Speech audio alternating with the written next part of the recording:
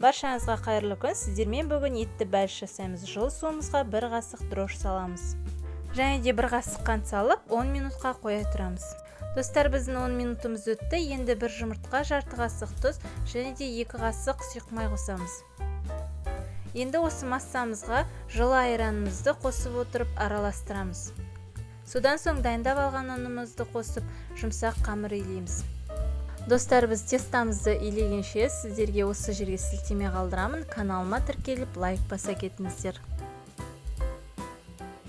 Міне, біз қамырымызды осылай жұмсақ етіп илеп шықтық. Енді осыны 1 сағатқа жылы жерге бетін жауып қойып қоямыз. Енді пирогымыздың ортасына салатын 400 граммдай фарш қажет. Бөлегі салып, етімізбен теркадан өткізілген сәбізді және де пиязымызды қосамыз. Дәміне қарай тұз бен бұрыш себеміз. Енді барлығын араластырамыз. Мінекей достар, біздің бәліштің ішіне салатын фаршымыз да дайын болды. Қамырымыз дайын, енді оны жаюға кірісеміз. Қамырымыз қолымызға жабыспас үшін осылай ұнға ұнатып аламыз. Достар, біз қамырымызды 2 бөлікке бөлеміз. Астына жайылатын қамыр сәл үлкенірек, және де үстіңгі бөлігі сәл кішіректеу болады. Астыңғы бөлігін осылай жайып аламыз. Астыңғы бөлігіне жайылған қамыр жұқа болмауы керек. Тестамыз осындай қалыңдықта болса жетеді. Енді оны духовканың ыдысына саламыз.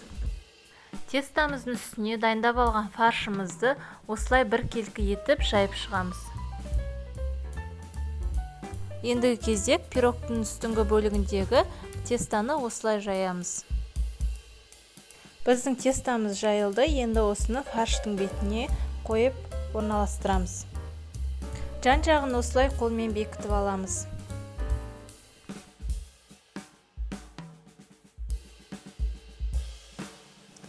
Достар, енді шетін әдемілеп жасауға кірісеміз. Видеода көрсетілген өте оңай, сіздер де жасап көріңіздер.